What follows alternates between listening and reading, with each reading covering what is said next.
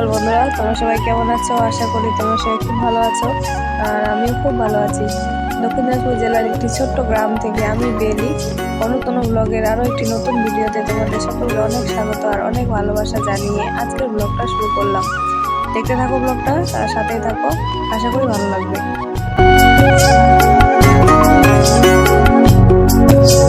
সকালবেলা সমস্ত কাজ করা হয়ে গেছে, আর তারপরে আমি এখানে চা করে নিয়েছি। আর আজকে হচ্ছে দুধ চা করেছি আর টোস্ট, এটাই হচ্ছে আমরা খাবো এখন। আর দুধটা দিয়েছিল হচ্ছে আমার শাশুড়ি মা, অনুর বাবার হাতে পাঠিয়েছিল, তো ওগুলোই এখন খাবো। আর অনু বাড়িতে নেই, স্কুলে গেছে, ওর মামাও স্কুলে গেছে ওকে নিয়ে।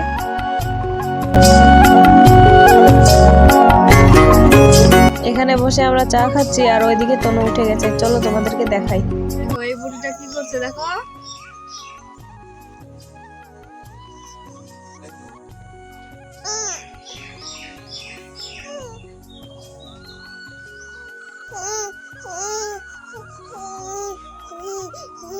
ওই বাবুরে, ওরে বাবুরে।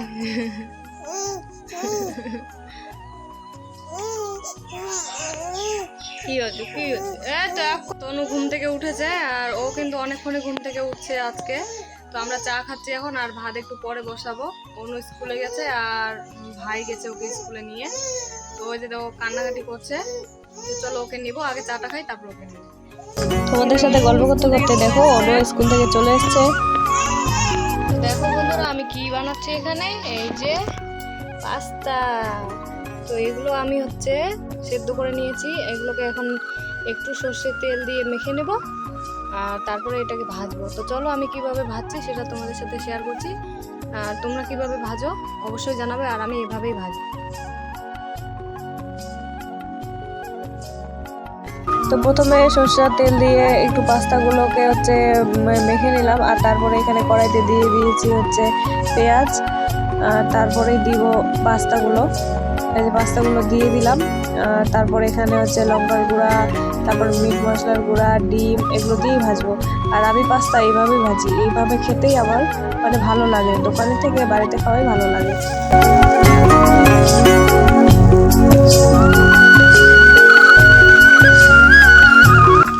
আজকে যে রান্না করছি এই খড়িগুলো কিন্তু জেঠিমা যে দিয়েছিল সেগুলোই ছিলই, তো ওগুলো দিয়ে রান্নাটা করছি আজকে। আর সর্ষের কাটাও নিয়ে এসেছি। তো দেখো ভাজা হয়ে গেছে আমার।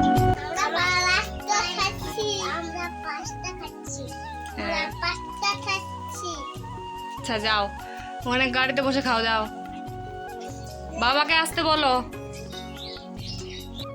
এটা আমাদের দুজনের জন্য নিয়েছি, আর ও যাবে হচ্ছে ভাড়া আছে, ওই জন্য যায়নি এখনো।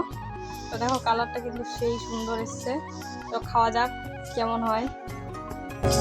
অনুর সাথে যে বাচ্চাটাকে তোমরা দেখলা সেটা অনুর বান্ধবী হয়, মানে আমাদের বাড়ির পাশেই ওর বাড়ি।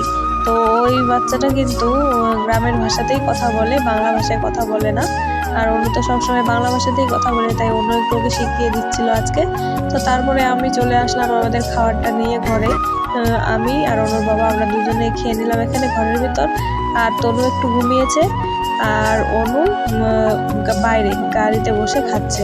খাওয়া দাওয়া শেষ করে তারপরে কলপারে বাসন ধুতে বসে গেছি, যেহেতু সকালবেলা চা বিস্কুট খাওয়া বাসন ছিল, তারপর এখন পাস্তা খেলাম, এগুলোর বাসন অনেক কয়টাই জড়ো হয়েছিল, তাই এগুলো একটু ধুয়ে রাখছি।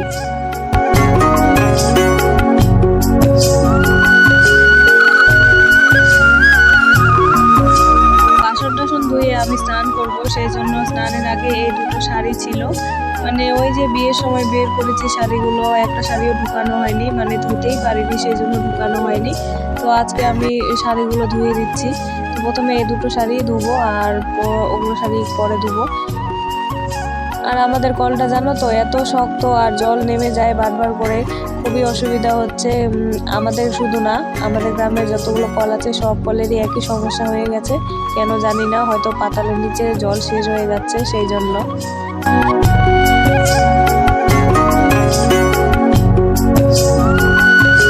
এই শাড়ি দুটো কিন্তু আমি জল কাঁচা করেই দিয়েছি, স্রাব দিয়ে আর দেইনি, কারণ একবার করেই পরেছি, আর বেশি স্রাব দিলে কাপড় তো নষ্ট হয়ে যাবে, সেই জন্যই।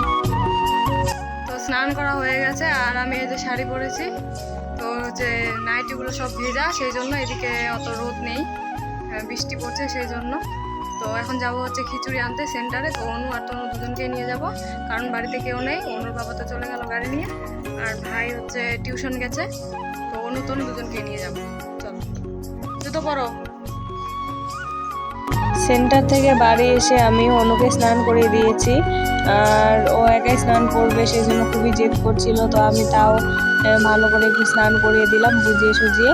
আর সেন্টার থেকে খিচুড়ি নিয়ে এসেছি, তো ওকে খিচুড়ি খেতে দেবো, সেই জন্য আগে ওকে একটু কাজল পাউডার দিয়ে দিচ্ছি আর জামা পরিয়ে দিচ্ছি। তো জামা পরতে এসেও কেমন করছে দেখো। আর ও না এরকমই ক্যামেরা অন করলে শুধু যে এরকম করবে, জিভ দেখাবে, তারপর আরও কত কি করবে।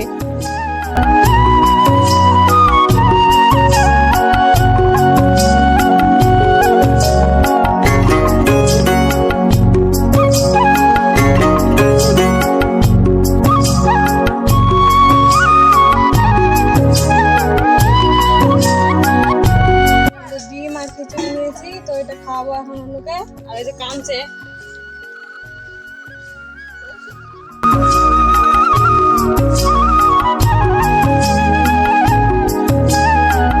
অনুকে ডিম আর খিচুড়ি খাইয়ে তারপর তনুকেও খাইয়ে দিয়ে ঘুম পাড়িয়ে দিয়েছি। আর তারপরে এটা হচ্ছে বিকেলবেলা, আমিও একটু ওদের সাথে শুয়েছিলাম।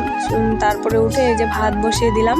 আর তোমরা তো নিশ্চয়ই ভাবছো যে আমি আবার শাড়ি পরে আছি কেন। আমি তো কোনোদিনও শাড়ি পরি না, নাইটি পরে থাকি।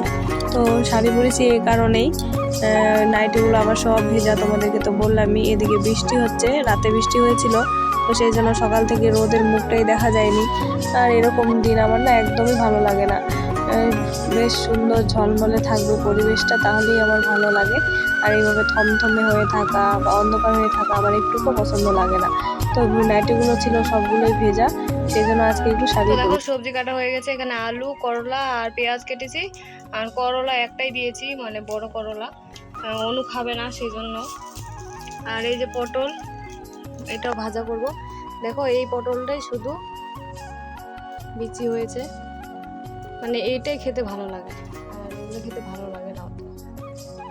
তো এটাই রান্না করব এখন। আর ডিম আছে, ডিমটা সন্ধ্যেবেলা রান্না করব। তো চলো এবার ভাত খেয়ে নেওয়া যাক। তোমাদের সাথে গল্প করতে করতে আমার হচ্ছে ভাত তরকারি সব কিছু হয়ে গেছে। আর এই যে অনুর বাবা এখনই আসলো রিজার্ভ থেকে, আর অনু খেতে বসে গেছে। আমরা খাবো দুজনেই। আর অনুর বাবা এখন খাবে না, পরে খাবে বললো আমাকে। আর ভাই হচ্ছে এখন খাবে না, ভাইও পরে খাবে। তো সেই জন্য আমি আর অনু মিলে খেয়ে নিলাম। খেয়ে তারপরে যে সকালবেলা যে কাপড়গুলো ধুয়ে দিয়েছিলাম সেই কাপড়গুলো আনতে গেলাম বাইরে।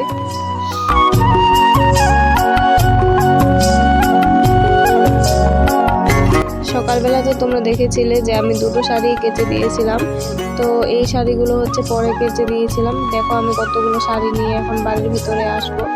আসলে এগুলো বিয়ের সময় যে বের করেছিলাম শাড়িগুলো, সেগুলো আর ধুয়ে রাখা হয়নি।